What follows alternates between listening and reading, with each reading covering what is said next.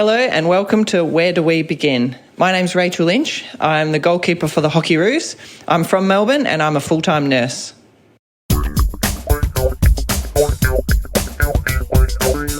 Thanks for that, Rachel. My name is Harper and my co-host on this tremendous winter's morning we've got going on here in Melbourne goes by the name of Lockie. How are you, Lockie? Oh, Harper, I'm on top of the world. You know, the sun's shining, the weather is absolutely beautiful, and we have just finished one of the best episodes we have ever recorded with Rachael Lynch. Can you tell us a little bit about the guest? Oh, yeah. Awesome Hockeyroos player. We did record this episode before the Olympic window, just in case any of you were wondering. We've broken any restrictions. We haven't.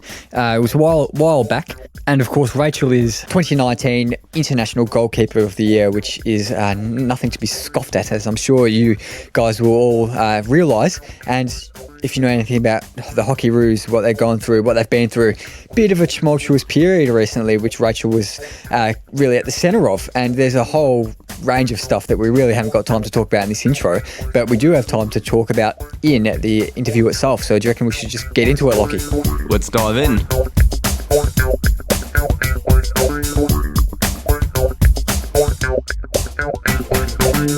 Our guest today is a genuine global superstar within her sport. Having donned the gloves 225 times for the Hockeyroos, she's arguably the best goalkeeper in the world and has won, I think it's reasonable to say, a fairly long list of accolades, which really backs this up. I'm sure we'll touch on this later on in the show, but it's certainly been a wild ride for her to get to Tokyo, but she's been named to the squad and is ready to smash it for Australia, which is precisely why we've got her on the show this morning. So, welcome to Where Do We Begin, Rachael Lynch. Hello, guys. How's it going? Oh, absolutely superb and absolutely stoked to have you on, Rachael. You play one of Harper and I's favourite sports at the Olympics, hockey. Now, I'm sure our listeners have a fair idea about it, as we've had a few different ex-hockey players on the podcast. But could you just give a little bit of an explanation of the sport? It's a pretty exciting sport. A lot of people don't see it other than Com Games and Olympics because we're not on TV that much. But similar to soccer, probably a few more goals than soccer, way less boring, and a sport for everyone. It's a sport that I guess you can play at any age, any body type, and yeah, it's good fun. Yeah, awesome. And just before, we've got a couple of questions that we asked at the start of the show explaining the sport and also the training methods. So hockey's a bit more mainstream of a sport compared to taekwondo or canoe slalom or whatever, but especially as a goalkeeper, what's a typical kind of day out and training on the hockey field look like for you? It is a unique position, but our week looks pretty similar to the rest of the team. We do weights a couple of times a week. Some do Pilates or yoga and things like that added in. But our hockey sessions, the whole group, I do one goalkeeping individual a week with my goalie coach where we can work on, high repetition, particular saves, and that's how we build the habits and the good technique. But the rest of the session is, just joining with the girls. Most drills will end with some sort of shot, so that's where I come in. It's quite handy. I don't have to listen when they're explaining the drills because I know I just stand at the end of it and save the shot. But the only other part that's different for us is when the girls go off and do their running, we just stand there and clap our hands and support them. Jeez, sounds like my sort of position. I guess I'll tell you what though, just every time I watch hockey, I just see that. I know you've got all the protective padding, but is it still quite sort of like intimidating when you have the ball's rock hard, pelted at you at ridiculous speeds? I mean, it still must take such courage to still take that and take a hit and block the ball. Yeah, it is. I mean, it can be a little bit scary at times. I've got that many action shots with my eyes shut, which is never a good sign. But essentially, you're fighting against your body's natural instincts of like getting out the way or, dodging what's coming at you. But it's amazing how good your reflexes will be when something's coming flying at your head. And you've got your own kind of training program that you founded and created called Stomp, I believe. Is that right? Yeah. I set up Stomp a few years ago. I've always done coaching. I love the specialised coaching goalkeepers. And then it was actually with the help of my brother, we ended up putting it online. So most goalies will come through their career without a coach. It's because it is a specialist position. There's not enough coaches around. So a lot of the training that you do has to be reasonably self-directed. So by putting the program online, we film all of the content the start of the year, and then the goalies have their own training program that they can run independently. And then just utilising most of the drills are simplified enough that they can utilise mum, dad, a teammate, friend, whoever, or ideally their coach if possible. But they can use that to run their own program because, essentially, if you don't train it yourself, you're not going to get it. The most club coaches don't have the expertise sometimes all the time to invest in their goalies. So this just makes it easier. And I've been really fortunate. I've got members all around the world that have jumped on board, and it's just nice also to kind of engage with those goalkeepers of any age and keep them in the sport, because that's what it's about, and encourage and support them, because it is quite a tough position, especially for young kids. Yeah, it's awesome, and it's no wonders why Australia's got such talented young goalkeepers coming through the ranks. And I guess I would be interested to know, is there like a feedback mechanism? Like, for example, is there an ability for them to sort of for them to send videos to you and you sort of assess their technique or sort of give them advice or just general game day tips? It's not formalised, but I guess I pride myself on responding to anyone that sends me a message or whatever. If they send me a little clip, here's me being awesome, or whatever it is, I'll write back. We do some of the club sort of programs that I have set up where I've got a partnership with a particular club. They send through videos and I review them. But it's quite a simple thing, just a short snippet on Instagram, tag me in it, and I can send them through some feedback. So it's a nice way to engage. And sometimes you just literally need someone to either reassure you that you made the right decision, or maybe it's just a little tweak from a technical point of view. Yeah, that's awesome. And I'm as well really interested to know about what's the kind of fitness and gym regime for a goalkeeper like compared to other positions on the hockey field? So we're more about, power and explosive movement, agility. You need to be quick, that helps. But for us, it's more shorter spaces. So the furthest we would ever usually go would be to the top of the circle, which is about 16 yards. So a lot of the work that we do is short, sharp agility work. So this morning, for example, I was in our heat chamber, so doing some aerobic work in there. But the beauty of it is that once you put the goalie gear on, if you get your heart rate up, it usually stays up because of the heat and the fact that your body is covered in all this equipment, so it can't cool down. So we still have a bit of a cardio base. I think that's important, one, from a training load perspective, to be able to handle, training 6 days a week. But also recovery. So I ride my bike as well. That's sort of outside of training. Nowadays it's on the wind trainer because I'm too scared if I have an accident that'll ruin my Olympics. But I love going for a ride. Otherwise we just do short, sharp stuff in the session. Yeah, interesting. All right, so you obviously have to have a strong aerobic base. I thought it was interesting how you made a comment before about how you just watch the others run. I guess, and so sort of in the gym, so because you're doing more power stuff, is that sort of like stuff like squats and hip thrusts to sort of really get that powerful actions in the game? Yeah, you sound like someone who goes to a gym. Can confirm, never trained legs in my life, and I genuinely mean that. Well, we always do power stuff, so there's always a lift in there of some sort. This morning I did like a bit of clean and jerk. We do a lot of cleans and snatch, and I've done squats for many years, but I'm now 34 and my knees don't particularly like them, so I'm more around leg press, occasionally deadlift, but the strength stuff's really, really important, mostly from an injury prevention point of view. I love the gym, and I don't think I've gone more than a week of week off doing weights, probably since I started my career. And I truly believe that's why, touch wood, I've not had any major injuries. Because if you keep your body strong, you are able to maintain the training load and all the changes. And at the end of the day, if you're not on the pitch, if you're not on the training track, it's pretty hard to improve. It's pretty hard to get picked. We've had lots of girls that have struggled with injuries. And I think if you do the hard yards before coming into a elite program like ours, it'll really put you in a good place to maintain a high level of training load. Yeah, that's awesome. And it's really kind of borne fruit, I suppose. I'll just read out some of your accolades. Yeah, a couple Commonwealth Games gold medals. 2016 Rio Olympics, of course, going to these Olympics as well. 3 gold medals, the Oceania Cup, Goalkeeper of the Year worldwide in 2019, and a whole lot of other amazing awards. So thanks, Harper.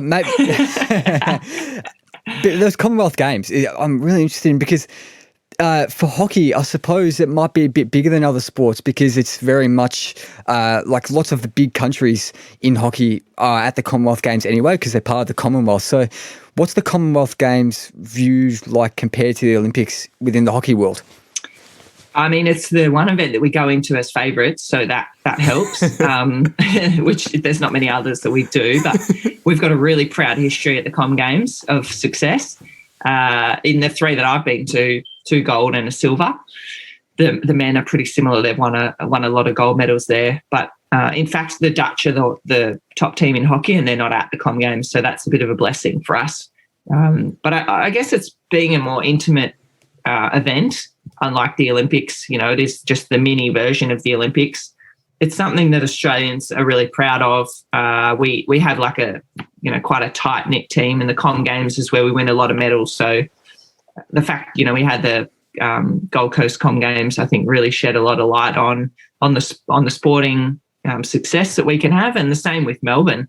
We've had a couple of home games, and it's just exciting. Australians really get around it, and for an athlete, it's awesome because it's not on the huge scale like the Olympics, but it's still a pretty special event. Yeah, and it must just be so special. Harper touched it off when he listed your many, many, many accolades. I think you won them for about a minute. There were so many, which is unbelievable. But yeah, so you won gold in 2010 and 2014. I guess what pride did you take winning a gold medal for your country? It was very special. And I think the way that we did win them as well, that made a big difference. So 2010, we went to strokes or penalties. And then 2014 was shootouts where they changed it around a little bit. The 2014 one was easily one of the most special moments for me. And ironically enough, the highlight wasn't winning the gold. It was when we scored to equalise. So we're playing GB or England. I can't remember which way they're termed at the Com Games, but I hardly touched the ball. So they had a breakaway. They scored a goal. I hardly touched the ball the whole game. So I had to stand there knowing that we were 1-0 down. I couldn't do anything at all to help. And the girls were just peppering up the other end. And we knew we should have won. And then with, I think it was like 11 seconds to go, we scored to equalise. And that feeling, like even now, just gives me shivers talking about it. I was up the other end of the pitch, but that feeling when we scored, I was just like, shit, yeah, like I feel like we've won now. I knew when we went to shootouts, we'd be sweet. And it gave me an opportunity then to contribute because, as a goalie, I was pretty devo that I'd let that goal in, and then to go to the shootouts meant that I could actually help, and, it worked out well. We ended up winning the gold, so. Yeah, it's interesting you talk about that because it just sort of made me think in terms of the goalkeeper position, it must just be so mentally tough and that you missed one goal. That might be your only opportunity for the game and you have to think about that for the next 30 minutes, 20 minutes, 40 minutes, whatever it is. And it just must be so tough, especially when you feel like you now can't have, I guess, a chance to have an outcome unless your team scores. Obviously, you've got that opportunity in the shootouts, but when you were trying to score, you sort of felt it almost felt like you powerless. Is that correct? Yeah, 100%. And it's a very unique position in that way. And when you're kind of my age, you can look at your performance and you can look at the game very objectively. But for kids, how do you explain to a 12-year-old that they've let 3 goals in, but it's not their fault that the team lost? And it's I feel like you could do a PhD on it, to the psychology of goalkeeping, because it's very complex, and it's probably why we have a reputation of being like a bit of a nutcase. But I'm trying to change that. Don't worry, if those kids are anything like me, I know as a defender in football, I always blame the mids. It's never the backman's fault. So just blame the midfielders, blame everybody else. It's never the goalkeeper's fault in hockey either. And it was interesting because looking at your story, I saw gold in 2010, gold 2014, and then I saw in the middle that, hang on, you obviously weren't selected in the 2012 Olympics, which must have been tough. And I had a read of, I think you did a journal so that, you've never trained harder in your life and you missed out. Could you sort of describe that feeling of missing out on the Olympics and the amount of work that you actually put in to still, unfortunately, not be selected? It was really hard. I'd had some success, like you said, and that probably set me up a little bit to think that I was on the path to go to the Olympics, and just doesn't work like that. And I've learned a lot along the way. I think the 2008 Olympics, I was the youngest and was never going to make it, but 2012, it really hurt, and I guess I put the pressure on myself to perform in that year, and I just didn't. I only had a couple of opportunities. Right at the start of the year, we had a young goalkeeper, Ash Wells, come into the team. She had her opportunity. She played well, and she jumped straight over the top of me, and She's not the one that went. She went as a reserve, but I think it showed me a couple of things. Firstly, the mental side of the way you think about yourself and your own belief. That's really key because I was just like, I can remember vividly in the games, I'd make one mistake and then the thought process for me was, oh my God, like that's going to cost me my spot, and what are the coaches going to say? And, and that while you're having those thoughts mid-game, you're never going to perform. And the other side of that year for me was around working. So normally in an Olympic year, we're not allowed to work or study. So 2008, I didn't. 2012, I didn't. And then so when 2016 came around, that was something I pushed really hard with my coach and said, I need to work. I need something else because I don't want to think about hockey all the time. And so I think the 2012 learning for me was how important that is. And I changed it. And I guess, I was fortunate that third time lucky it helped me to get picked for Rio. Yeah, and it's just got to be such a challenge, I imagine, on mentally and kind of even as a result physically draining, still having to train just in case there's an injury, being in that training squad. But, 99% maybe you're not going to be there, but you have to act like you are preparing for Olympics. Is that right? It's brutal, so brutal. I've been on both sides and it's really hard because you're silently praying for one of your teammates to get injured, which is not ideal, especially when you're a goalie because we can injure people very easily. But it's also harder for the goalies to get injured because we're protected. But it's just this weird dynamic, and it's helped me, having been on that side, to be a bit more sensitive when I have been selected and supportive of those girls, checking in because it's hard. It's really hard. It's just a horrible thing to go through, but it's part of the sport. Yeah, I think anybody involved in sport has obviously had, I guess, times where it hasn't gone their way. And I think it's interesting that you touched on before in terms of like your work, because so you work as a nurse. And a really interesting comment that I saw was that you felt that working actually helped your sport, which is so funny in the world in which more and more sports are becoming like full-time, I guess, sort of Olympic sports, sort of like, professional, like AFL, AFLW is pushing to be more like professional and to be a full-time so that the women don't have to also work on the side. But you actually feel like that benefits your sport, like benefits your ability to play well. I really do. And it's been something that I've battled with the whole way through because you're exactly right. Coaches are like, well, of course you just would do your sport. If you've got the opportunity to do that, why wouldn't you do that? And for starters, we don't get paid enough to not work. So that is one part of it. But I just find that the sport itself is so consuming. We have selections all throughout the year. So once you're in the squad, it guarantees nothing. So every tournament we're selected a group to go away. And you're going to have setbacks. People have injuries. Like, it's just bloody hard being an elite athlete. So having that other stuff outside of it allows you to have a bit more of a purpose for a start. I think that's pretty key. Hopefully you're contributing to the community a little bit, but it's also, you're not then defined by your sport. So, if I miss out on a team, let's say the Olympics or whatever, I then go to work and I know I'm a bloody good nurse. So it's not like my world's just come crumbling down because I didn't get selected for a team. Being in two such high pressure environments, I suppose, like one being an elite international athlete and one where you've kind of got people's lives on the line, really, people's health on the line, especially, I know Perth wasn't as affected as some other places, but dealing with COVID in last year especially, do you reckon being at the top of world sport helped in your nursing life because you're not in a nurse before, and vice versa?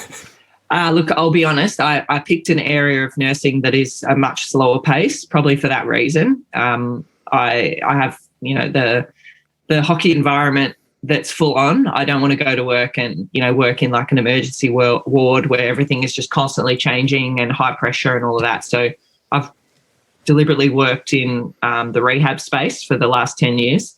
So I'm actually not working there anymore, but I worked on a neuro rehab ward. So it was mostly stroke and MS. But these people would have a stroke or an acute medical incident. They'd go to the hospital.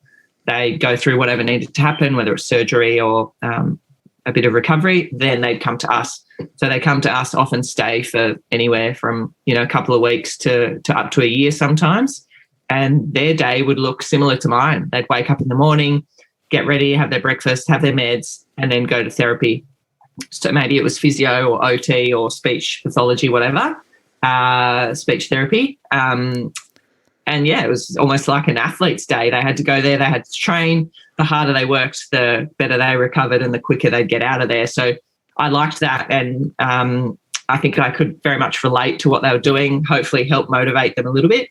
But it also meant that when I went away on tour, I'd come back and there'd be similar patients there. And I knew what happened. The day was pretty predictable. We still had some acute medical stuff pop up every now and then. But I liked that environment where it was more controlled and predictable, as opposed to the hockey, which is a bit more full on. Did you get a bit more unpredictability during COVID? It's not, I don't know if it's directly related, your field of nursing, but did you have to deal with COVID related stuff at all? I did. When it first hit, so we stopped hockey altogether. And because of training, I only worked at the hospital 1 day a week. So picked up a few extra shifts initially and absolutely loved it. I was so amped to get in there and help. We all had the opportunity to go home when COVID first hit, when the program stopped. But I was keen to stay, and I thought, this is kind of my calling a little bit. I'm a nurse, and we're in a pandemic, so get me into the hospital.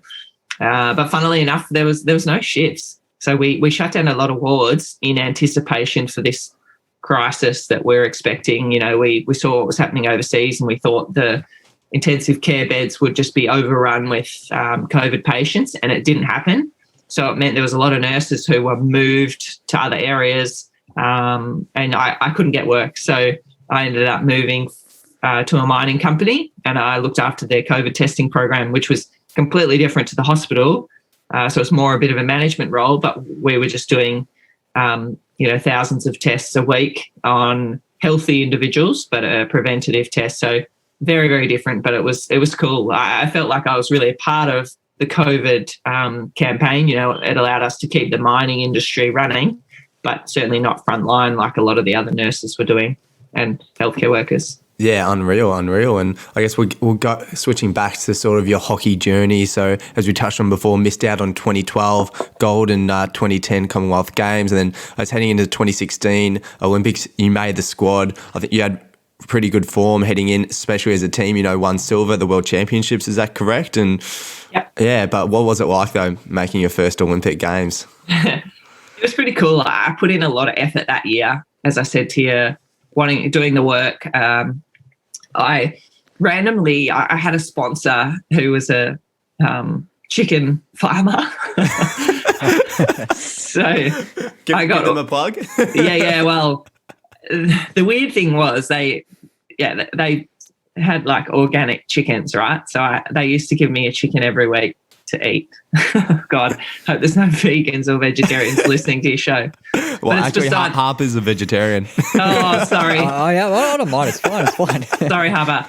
I'll get to the point of my story. I actually I built up it was a couple that owned this farm, and used to catch up with them every week at the market. And I made a comment one day, or he said to me, how many days?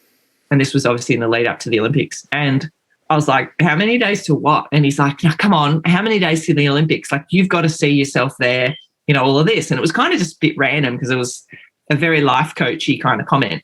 Anyway, he's like, well, let's catch up for coffee and talk about it.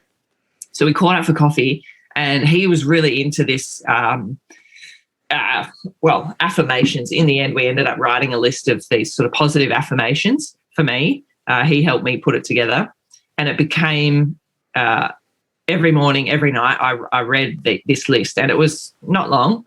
No one else ever saw it. So if you read through it, it would almost sound a little bit kind of arrogant, what the wording of it, but it was almost like training my brain to believe that I'm there and that I'm good enough and all of those things. So that was part of my routine, and it was purely from this guy who was the chicken farmer who really helped me. And it allowed me, because that training, as you can imagine, 3 goalies, they only take 1.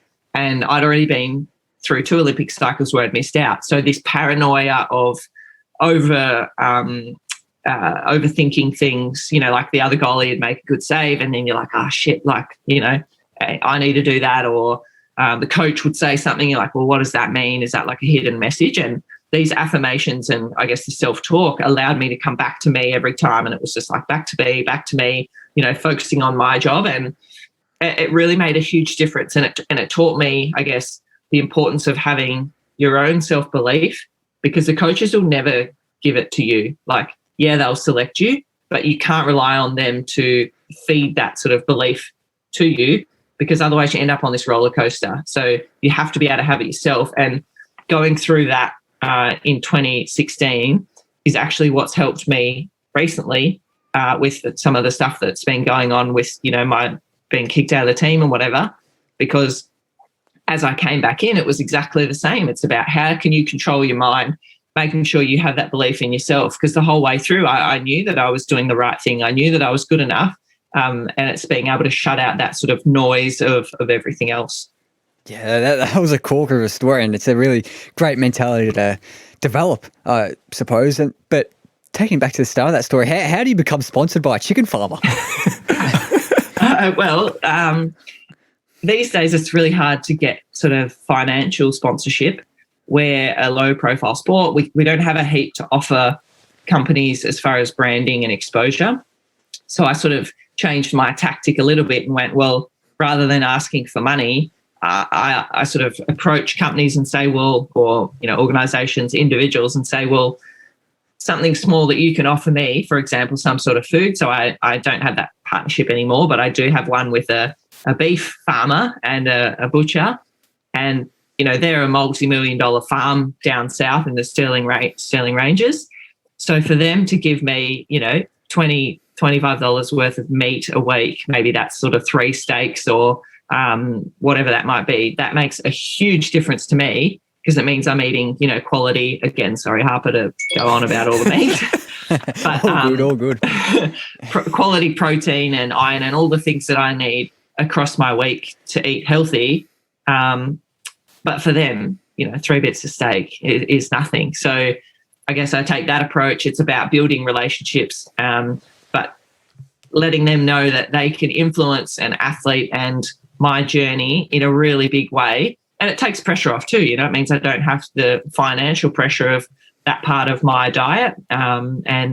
It's a slightly different approach, but it's worked really well for me. And people are really keen to help when it's, rather than saying, can you give me 10 grand? It's like, hey, I want to partner with you and I'll promote you, but all I need is this really small commitment from you. Ingenious. That's actually an unreal idea. That's such a creative, solution to obviously a tough problem with getting sponsorship. I love that.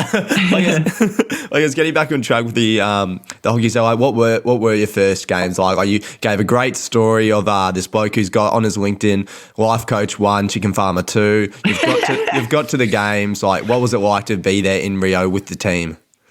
Quite unique. The Rio Olympics was a little bit of a shambles, but as I said, the Commonwealth Games is a really good introduction, and Olympics is just a bigger scale of that.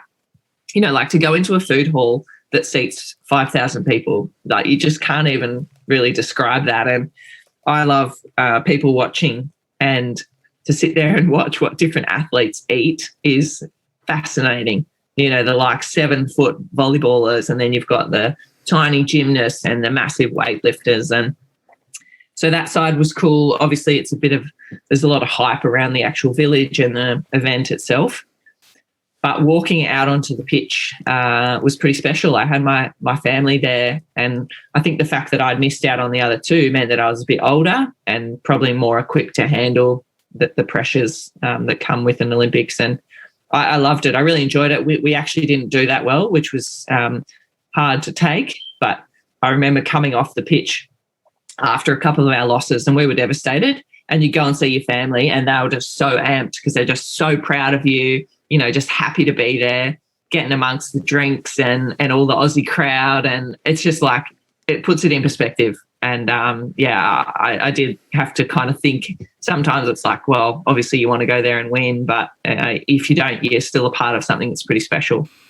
Yeah, unreal, and we're sure that you'll go a bit better in Tokyo. We're sure Yes. you'll go from 6th to gold. No fingers Yes. crossed. We're very confident here, and we love you. Thanks. And we love your comment about the dining hall, because we've had like a guest that said, I heard breakfast every day was steak and rice and stuff like that. So it is interesting what all the different athletes eat. I think Harper has a follow-up question to that. Yeah, at the start of that, you mentioned 2016 Rio Olympics, a shambles. So why was it a shambles? What was so shambolic about it? I mean, it's a country that's probably not equipped to deal with an event like that. They did manage pretty well, but the hard thing is, and we had the same thing in India when we had the Commonwealth Games in India, you go there and they're just like not really ready. From a security point of view, they have to ramp it up so far that it almost feels like excess levels. And it's like, well, if you're having to do that, it's because you're worried about things are going to go wrong. And Rio, for us, we're actually quite lucky. Like, there's so many steps involved in keeping us safe. But the big fear for me was there was no guarantee for my family. And that added a bit of extra pressure. Like, obviously, whenever you travel, you're taking risks. But I knew that we were fine. It was just that sort of worry of, well, you know, there's lots of violence over there and crime and different things that might affect my family. So it was actually, it was pretty good all in all. But I think going into countries that are almost a little bit third world, it puts so much pressure on them to create a high level event that sometimes it doesn't go that well, but they did all right. But getting into this kind of later stage of your career, is there more of a hesitancy to in your mind to going to these kind of third world countries that aren't really equipped to host these kinds of things, and potentially like high crime rates, dangerous situations potentially? Not really. We travel a lot, and obviously everything's changed now with COVID. But for example, we go to Argentina nearly every year, and there's a lot of challenges over there. But we are sometimes a little bit naive, but maybe it's a bit of a blissful ignorance that we travel around. And obviously you have to be smart, but sometimes just having a bit more of a confidence in the way that you carry yourself can also help you to avoid some issues. But we are always very well looked after from a security point of view. But it's just like everyone, if you're smart when you travel, you know, not wearing fancy jewelry, not carrying too much money, all of those things, it's just, you can get by. You just got to be clever about it. So I will never turn down an opportunity to go to any country, because it's just like, well, that's part of the experience, part of the learning and the benefit of doing what we do. Love that. Travel tips with Rachael. So don't stick out like a sore thumb. I like it. And I guess, and so, yeah, so obviously 2016, awesome, played in the Olympics. 2019, goalkeeper of the year.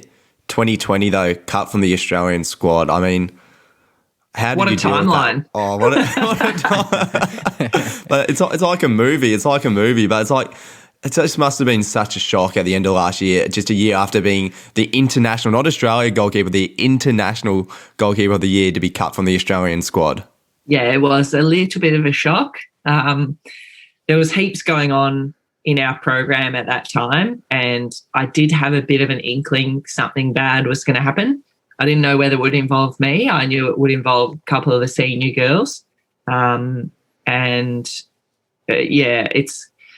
It's been a really rough road. I wasn't expecting it. It came completely out of nowhere. I guess the thing that hurt the most was it wasn't necessarily just about my performance. It was towards what they termed my behaviour. And I guess as someone who prides myself on my care, my kindness, my contribution to the team, my selflessness, that really hurt me. So it was, a bit of a battle. Obviously, went through an appeal, had to essentially defend myself with the help of lawyers. You know, I had an incredible legal team, Lavin Legal, who did a pro bono for myself and Georgie, who was kicked out of the team. And we fought really hard, and I'm very grateful. I keep a diary, and I write notes about all of my games and all that sort of stuff. But I also just keep, little notes about things, and that really helped me, because I could go back and go, well, hang on a minute, what you're saying is not actually correct, and here's my evidence. And I'm really proud that we got through that. We both won our appeals. I think the term was, for my appeal in particular, was no reasonable person could have made that decision.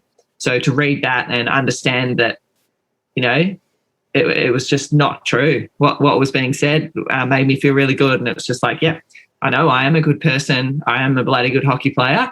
You just made a really, really bad mistake. Yeah, well, there's so much to unpack there. I mean, in terms of the quality of person, I think, I'm sure like athletes, they get a lot of messages like podcast requests. And I think you just have a look at Spotify. You've been so generous with your time doing so many different podcasts, being so generous with like helping people out, like us, which we're so appreciative of. I think you can tell like every single comment, sort of an article is out your positive attitude. So I'm sure to Harper and I both listening, it's quite shocking that that's something that they brought up, because I think if anybody looks up Rachael Lynch, I think the number one thing that people look up would be the quality of person. So that's such a shock. So was that the main reason that they said for cutting you from the squad? Was that? Yeah, it was just it was two really, really small incidents. And I won't go into too much detail, but one of them, for example, was I raised some queries around mental health. We had some things going on within the group. I'm someone who is very proactive with my mental health, and I'm an advocate for Are You OK and Lifeline, and ambassador for those. So it was something that I raised. I just wanted to make sure that there was some sort of like clear confidentiality, that people were being supported, and I raised something in the meeting, and that was then used against me, unfortunately. But it's just, when I look back on this whole experience, again, I'm essentially grateful that I went through it, because it's made me so much stronger. I felt like I was pretty strong before, but now, having been through that, I had my own mental health journey. Like it took me to a really, really dark place, and I've never had that before. But I was open about it. I reached out. I had some incredible supporters through the whole thing. My teammates, for a start, they really supported us the whole time.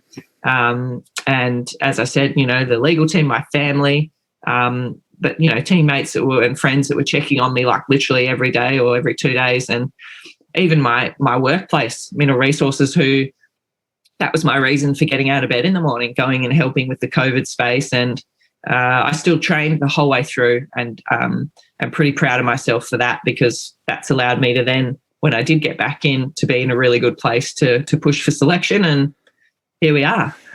Yeah, here we are, I suppose, and going to the Olympics, which we just could not be happy about, really. But just like, it's been labelled by heaps of people, really, for the Hockeyroos, the most tumultuous period ever for the Hockeyroos. And I guess you're at the centre of it all. There's people who've lost their jobs over it, all kinds of craziness going on, really. And being one of the most experienced players in the team, the best player in the world in your position, and like just an awesome personality, which is evident for anyone who's ever spoken to you. We've been speaking for 40 minutes or something. I can see that.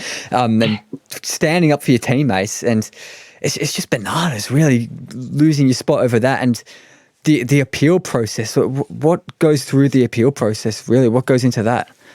So to your first point, when I stayed on after Rio, a lot of the girls my age, a lot of my close friends moved on and retired. And my sole objective for staying around was to help, I guess, firstly leave a little bit of a legacy, but also to help put the Hockeyroos in a really good place, and better than when I arrived, essentially. So for me, the focus on giving back to the team was really strong for me, and that was something that was challenged. And it's just like, oh, hang on a minute, I'm not here for me. I'm proud of the fact I went to the Olympics. I've got some gold medals, silver medals, World Cups. I've achieved almost literally everything I wanted to achieve. An Olympic gold would be pretty cool, but that wasn't my motivation for staying.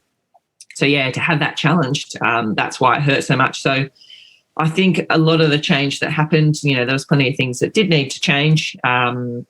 Unfortunately, yes, some people lost their jobs, and the structure of our program it does look a little bit different now, and for the better. We've got some great people there, and sometimes change does have to happen. And I guess for me, it was like a little bit that we were almost the sacrificial lambs a little bit. But I was okay with that, if it meant that the way for this team to move forward and progress and move into a positive space involved me being out of the team. Well, okay, if that's what it'll take, that's okay. But I also then wanted to, I guess, finish my career in a way that I could be really proud of, not like that, where just out of the blue I was removed from the team with, no sort of celebration or anything of my career or anything like that. So now I'm at a point where I feel really comfortable and really content that, that our team is heading in the right direction. And that helps me to sleep at night knowing that some positive stuff's happening and the Hockeyroos are back on track. Yeah, just unreal. And I guess, and just on that appeals process, which I can only imagine how stressful, like for listeners, I know like studying like admin law last year, like the unreasonability test, it's like, it has to be like, so no unreasonable person would have made that decision. So the threshold is quite high. So for that to be proven, it says a lot. And the report, the inquiry, which Harper touched on, I think they labelled the culture as dysfunctional, which is obviously pretty tough. But have you seen like an improvement in the culture of like the team, especially like new coach for the Olympics? Like, have you noticed a marketable increase? Yeah, and as players, we try and just focus on our day to day and the things that we can influence. And from an organisation point of view, there's lots of changes, and there'll be heaps more that'll happen. But Trini coming in has brought a really positive vibe. I guess the main thing I noticed when I first came back in was the amount of laughter. There's just so much laughter in the group, and we work very, very hard when we're on the pitch, but you want to be able to have a laugh as well in meetings. But essentially just be yourself. And I found that really hard throughout my career to be myself, because I felt like, I wanted to work and then I had to kind of fight that battle a little bit and various things. But for the girls to relax, enjoy themselves, that's how you're going to play your best. You don't want to try and be moulded into something that you're not and feeling tense and uptight whenever you're at hockey. And now I feel like we really have that, and Trini is embracing that and wants people to bring their talent, not to just be part of this kind of machine or whatever you want to term it. So, it's definitely heading in the right direction. Yeah, and the new coach, Katrina Powell, first female coach in the history of the Hockeyroos, and I'd like to give him a bit of celebration there. And when we were speaking to Alison Annan last year, obviously there hadn't been a female coach in the history of the Hockeyroos. She was approached, I don't think she was approached. She wanted the job a few years ago, but didn't get it. But what's it like now being coached by a woman, which is just something, obviously, that's never happened in the Hockeyroos system? I think it's something that's been missing. We do have a bit of a history of the coaches being involved with the Kookaburras, which, is fine. Like, playing at a high level and achieving great things is cool, but it doesn't necessarily mean that you know how to coach females. And I think it is a unique environment, and it's not the same as the men. The scenario or the, I guess, environment itself is the same, and the structure is very similar, but coaching females is different to coaching men. So I think it's great that we have Trini involved. We've had female assistant coaches in the past, but it's nice to have the sort of leader of the group being a female, and hopefully it'll head that way. I mean, Alison, like you said, I think she has tried a couple of times. It's like, oh, what a total boss. Imagine having her as our coach. Like, get her back here. She's achieved what she needs to achieve with the Dutch. We're ready. Yeah, number one in the world, the Dutch, obviously. So I guess they'd be the big favourites coming into it. But are you feeling confident heading into these Olympics? What are your goals for the team? I think so. It's going to be very open. We've had a period of time where no one's really seen each other. We had the Euros recently, so we got to watch a little bit of hockey there. We've played New Zealand. But normally you'd be playing each other regularly in the build-up, whereas we haven't had that or done that. So people have probably kept things pretty close to their chest. So it's going to be who handles the pressure the best, who can adapt quickly, because, you can come up with really solid game plans and do your scouting and your preparation. But this time it's going to be get out there, start playing, and then make changes based on what they do and, what we need to do. So confident we can get a medal, but it's going to take a lot of, things to fall into place. And the Dutch are always going to be a huge challenge for us. But Olympics, you've just got to perform every minute of every game or it'll slip away from you. So hopefully we can do that. has the team spoken about a specific goal in the lead up? Like, we've got to get this or else it's a failure? We have the medals is pretty key. It's kind of like one of those things where, when you do goal setting, you don't want to set an outcome goal, you want to process goals. But at the end of the day, if we don't get a medal, hockey in Australia for women is going to be in real strife from a funding point of view. I think we know that. We don't make a big fuss out of it, but we really need to get a medal over there in order to secure funding and things for the future of the Hockeyroos. Just having a look at the rankings now, you've got Netherlands way out on top, and then this kind of big cluster of teams. So it's Argentina, Germany, Australia. Australia ranks 4th in the world. So it's really anyone's game for the 3 medal spots. Really, the Dutch will probably be pretty unhappy with anything less than goals. But I think, it's going to be a really exciting tournament. Really, but Lockie, I think you've got a question, Matt? Yeah, I was just going to ask about sort of, I guess, it must be exciting in the fact that there's 8 out of the 16 in the squad are Olympic debutants, which is super young. Like, there's a 19-year-old, I think, playing in her first games, one of the youngest ever to represent Australia at the Olympics in hockey. I mean, it must just be so exciting to have such a young team. Yeah, and she's a Victorian too. Come on, represent. Yeah. Love that. Amy is a superstar. She is young, but she's been around for a little bit, and she's going to be, one of the best in the world in the future for sure. The youth and enthusiasm is fantastic. We've also got a bit of a mix of experience, and I think that combination is going to work really well for us, because going over there, you don't want people that are stressing and overthinking things. Sometimes coming in a bit blind and not really knowing can be a good thing. So I'm excited for those girls. Unfortunately, it's going to be very, very different as an Olympics goes. But I think we're just all grateful to be able to actually go and still compete, because it could have been called off a long time ago. Yeah, and so we're calling it. Sorry, Alison, but we're backing Rachael in to get gold. So Australia's winning gold. What are your plans post Olympics? Good question. 2 weeks quarantine. That's as far forward as you're thinking. Yeah, by myself. There's going to be no exemptions for athletes coming back from the Olympics. We have to do what everyone else does coming in internationally. We don't even know what state. They've just said the charter flights could turn up in Brisbane, Sydney, or Melbourne. But other than that, not too sure. My brother and his family just moved over to Perth literally on Thursday.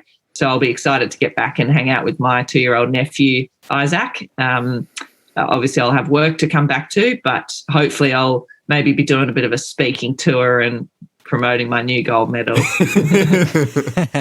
Yeah, fingers crossed. And like you said, we're very, very confident of a good gold medal, or a medal at least, for the Aussies. But you touched on it before, your ambassador work for Lifeline and Are You OK, which I guess is just really testament to your great character, supporting that stuff. So how did you get into that ambassadorial role?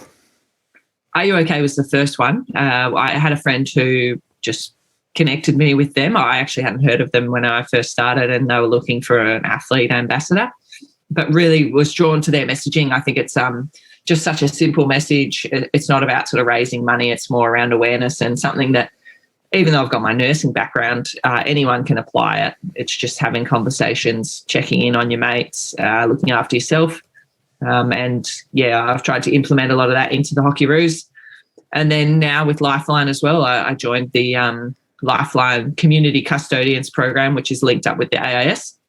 And that's been a slightly different avenue, because Are You OK is more around the prevention, whereas Lifeline is a service to help people that are in crisis. So got some really cool training out of that. I'm currently doing the push-up challenge as a fundraiser for that too. So a massive number of push-ups. I've already done about 40 or 50 this morning. I've got another 60 or so to go. But it's just great to, get involved in these sort of organisations and use the sort of small profile that I do have to promote mental health and awareness around it.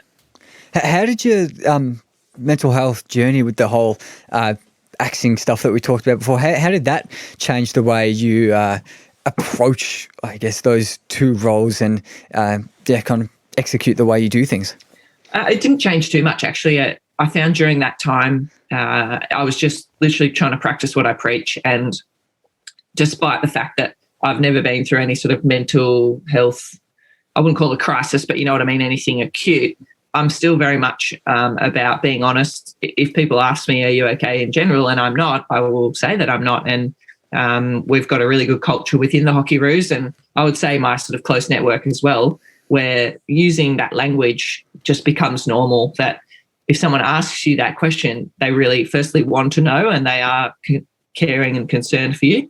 So you feel safe enough to answer it really honestly. And I noticed when I first started going through this axing, the language that people were using with me made me really proud. You know, like I had people that I wasn't even that close to just saying, here's my phone number. Like if you need to just have a chat, I'm here to listen and support. And so that was really special, and I guess proud of the work that I've done, because it showed me that, you know, I've sort of made a bit of an impact in that space. But then it also then helped me in that moment where I knew that I had people that were really jumping in and supporting me. And the other side of it was I was already seeing a psychologist, and I saw that as an important part of my own just sort of mental health and wellbeing, and more of a preventative. But she was really key in my journey as well to help support me through.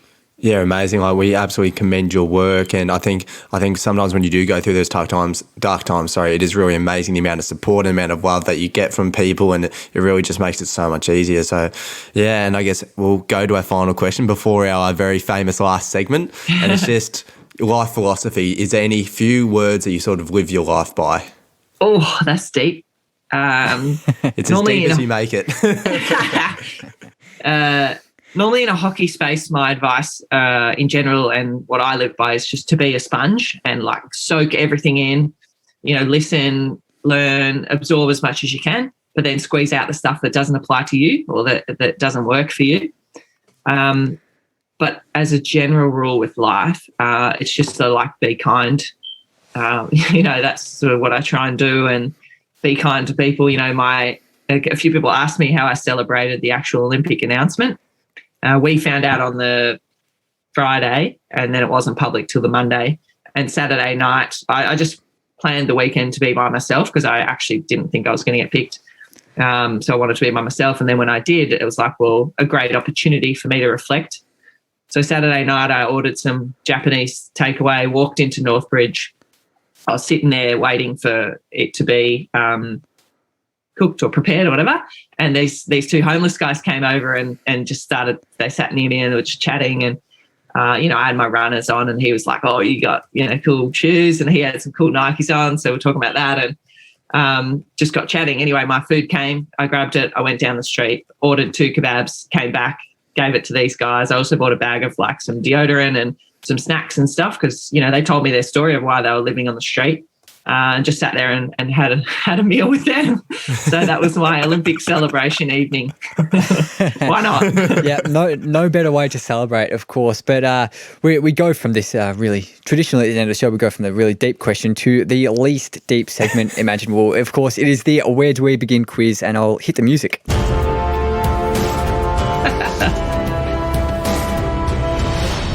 Yeah, we love that little theme tune. Nice. Been playing it over the Zoom recently, which really builds the intensity, really gets everyone hyped up. But of course, if you haven't heard the show before, our last segment, it's of course the quiz. So I've got 5 questions for you and you, Rachel, and you, Lockie, that all have some loose connection to Rachel's career. So your name is your buzzer, so just buzz in with Rachel or Lockie, of course, and we'll get started with question 1. Ready to go, guys? My time to shine. Game on, Lockie. Okay, so of course we'll start with question 1. So am I correct in saying, this isn't the actual question, but am I correct in saying your birthday is the 2nd of July? Yes. Okay, so another thing that happened on the 2nd of July 2017, actually, Donald Trump tweeted an edited wrestling video of himself attacking which news network? Yours, Lockie. Gee whiz, I've got... Well, which news network do you think Donald Trump might be attacking? Oh. American News Network. No idea. NBC, I don't know. Well, the answer is CNN. Oh, There you go. There you go. Pretty famous one, actually. I thought you two might have been in with a shot with that. But also, big shout out to Stacey Heimer, who also shares your birthday, 2nd of July. If she's listening, our first guest in the Olympic series, Taekwondo, cool. for going to Tokyo, which will be great. But we'll move to question 2. So, growing up in Warrandyte and now living in Perth, you've grown up and lived near a couple of famous rivers, of course, the Yarra in Warrandyte and the Swan River in Perth. Those rivers, fairly long, pretty famous rivers, but there are some longer rivers. So I've got a list of the 5 longest rivers in the world. You can buzz in how many of the times you want, and I'll give the point to the first person to name 3 of the 5 longest rivers in the world. Lockie? Rachel. Oh, you go, Rachel. I think The guest Rachel can just go got in. first. The guest can go first. Thanks. The Nile. The Nile is correct. To be honest, I was thinking the Nile, but then I also thought, like, wait, is that just like in ancient Egypt? Has it dried up? But Yeah, the right, Nile's you're the on. longest in the world, but 4 more that Rachel, Lockie? you're going to get 2 more. Lockie, Oh, you're gonna Rachel. No, get you go, 3. Lockie. You go. Lockie, I'll you go Amazon. Amazon is also correct. 2nd longest. 6,387 kilometres. Decent length. I reckon the 3rd longest. Is it Victoria Falls? You don't have to go in order, by the way. Victoria Falls in Zimbabwe. Is that? Victoria Falls in Zimbabwe is incorrect. I think Victoria Falls, the clue's in the name, it's a waterfall. Not a river. You know the river the river that goes into it. I don't know. You tried. Maybe, yeah, I guess the river must go into it. Not sure what it is, but it might be one of the answers if you want to have a guess. Gosh, can I open disclosure? Quiz nights make me so anxious because it makes me feel really dumb. That's how I feel every single time Harper does this. Don't you worry. Don't feel dumb. The questions are pretty hard. It's hard to get a bit of a connection between the guest and the questions, so they sometimes Gotcha. are a bit too tricky. But do you want to have a crack? There are 3 more. If either of you can get 2 of them, give you the point. Oh, gosh. Or and you know what? If one of you can name 1 more, I'll give you the point. Whoever Thames. names the next one. I don't know. That's The short, Thames I is think. incorrect. Do you I reckon think if do you reckon the Thames Murray? flowed Do you through reckon the Murray whole UK, it wouldn't even be the longest. Harper, Yeah, do the Murray. the Do it. Murray River? The Murray River is also incorrect. Help us out, Harper. The next 3, in 3rd place, the Yangtze, 6,380 kilometres. And then, of course, we've got the Mississippi in 4th place. And number 5, never heard of this one, the Yenisei. So there you go. Mate, we're never going to get that. Nah. What a shame. But we we'll got move 2. we'll move to question 3. Teamwork. Still 0-all. So hopefully someone can get the point here. So I'm going to read out the lyrics. Lockie loves this type of question. I'm going to read out the lyrics to the song that was number 1 in Australia on the 29th of June 2006, which was actually the date that you made your debut for the Hockeyroos Nice. against England. So first person to obviously buzz in gets it right. You can buzz in whenever you want, but once you've got it wrong, you can't go again. So I'm just going to start reading the lyrics. I never really knew that she could dance like this. She make a man want to speak Spanish. Oh, Rachel. Rachel? ¿Cómo se llama? Bonita. I forgot. I know the words. Shakira. I don't know what this- Shakira. That's all I know. Okay, I'll keep going. You haven't given me an answer, so I'll let you buzz in again if you want, but I'll keep going. Yeah, you did some more of the lyrics for me there. Como se llama bonita, mi casa, su casa. Oh, baby, when you talk like that, you make Lockie, a woman Lockie. go mad. Is it talk like that? Talk like that, I'm afraid, is incorrect. Oh, Got a bit early there, I think, mate. I'll keep going. Rachel's the only one that can answer now. So you make a woman go mad. So be wise and keep on reading the signs of my body. No can you fighting. sing it? That would help. Can you sing it a bit better? The last guest answered that as well, but I think a few more people need to buy us a coffee on our Buy Me a Coffee page if I want to be doing that. But I'll move to the next section. I'm on tonight. You know my hips don't lie. And I'm starting to feel it's right. All the attraction, the tension. Don't you see, baby? This is perfection. I've got it. Rachel, have you got it? I've got it. Nah, I don't know the actual. You don't know it. Well, I know the song. I just don't know what it's called. Hips don't lie, isn't it? It is Hips Don't Lie, which is correct. But I can't give you the point, I'm afraid, because you already got it wrong, Lockie. So that's a bit of a shame. But so we're still locked at 0-all. Riveting battle. This is a riveting battle. Yeah, riveting battle, free-flowing, high-scoring affair. This is a goalkeeper's dream. Nice and defensive, low scoring. Exactly. Exactly right. Move to question 4. Hopefully someone can get it here. Of course, your initials are RL. So another famous RL is R.L. Stein. So the great man, R.L. Stein, has written 235 books in which children's horror series? Goosebumps. Lockie? There we go. First point of the game. Absolutely correct. Goosebumps. Very nice. Classic series. 235 books, which is amazing, really. Yeah. Great read. We're up to our last question, but Rachel's actually still in it because it's a who am I question. So I'm going to go down from 5 points all the way down to 1 point with a series of clues, of course, leading to who I am. And once you buzz in, you can't buzz in again until the other person gets it wrong. So I'll start with the 5-point clue. For 5 points, the child of a former farm owner and sugarcane tycoon and a physiotherapist, I was born on the 2nd of July in 1990. Move to the 4-point clue.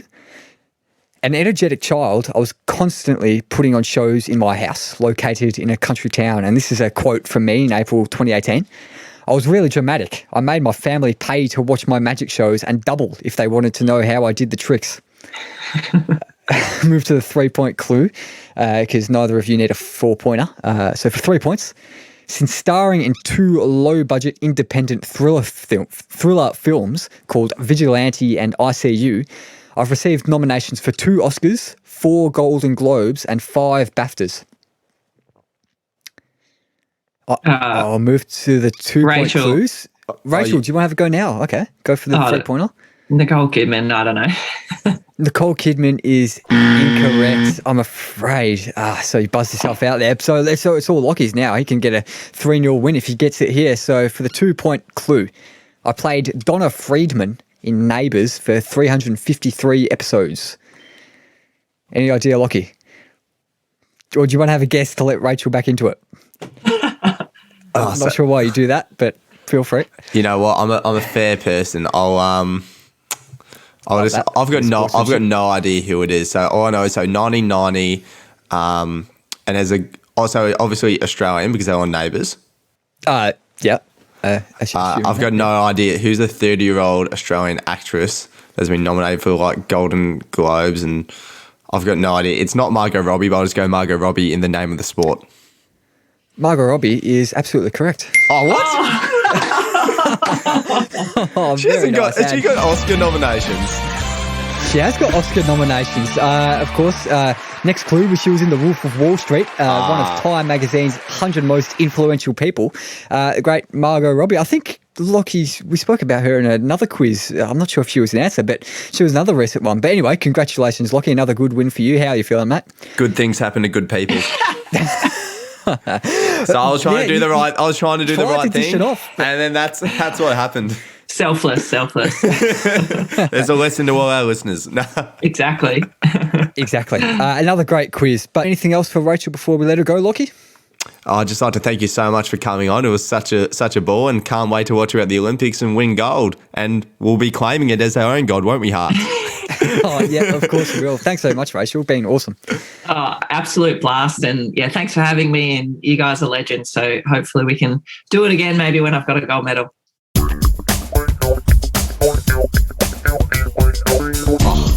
How good was that, Harps? I'm just getting goosebumps. We covered so many interesting topics, from the controversy at the end of last year to all Rachel's achievements. It was an absolute cracking episode, and I could not be more thankful that she came on the show.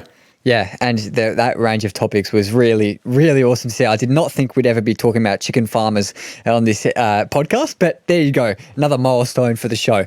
And it was just really great having Rachel on. So thanks again, Rachel. Thanks to you guys all for listening. And of course, if you want to help us out, we've got no sponsors. We're not taking any grubby sponsor money during this Olympics series. So what we're doing is having a bit of an initiative online at our Buy Me a Coffee page, which is buymeacoffee.com/where do we begin. If you've got any spare change lying around, $2, $200, $2,000, $2 million, whatever you want to donate to the show to keep our operation running smoothly and at all, really. We'd really, really appreciate that. So you can check it out at buymeacoffee.com/where do we begin. Lockie, a couple other things to plug just quickly. Yeah, I'll plug the social media. Not of the chicken farm, although I would love to know his contacts as he sounds like an absolute ripper, but I'll plug our own socials. So you can find us on Facebook at Where Do We Begin, and you can find us on Instagram and Twitter at WDWBpod. You know, we love all the support we can get. So yeah, we love every follow, every like, every message. You know, we appreciate all the love and support. You know, I'd like to thank Rachael again for coming on, and of course our loyal listeners. And I can't wait for our next episode. Yeah, it will be a cracker. We're getting very close to the Olympics now, and we'll see you in the next one. Cheers, guys. Thanks so much for listening. To question 3. No fighting. We got the refugees. No fighting. So I'm just going to start reading the lyrics. Shakira. I never really knew that she could dance like this. She make a man want to speak Spanish. Rachel? Jeez. Mi casa. Shakira. Su casa. Lockie, Oh, baby, is when it you talk like that, you make a woman go mad. So be wise and keep on reading the signs of my body. Can you sing it? I'm on tonight. You know my hips don't lie. And I'm starting to feel it's right. All the attraction, the tension. Don't you see, baby? This is perfection. It's hips don't lie, isn't it? It is hips don't lie. Teamwork.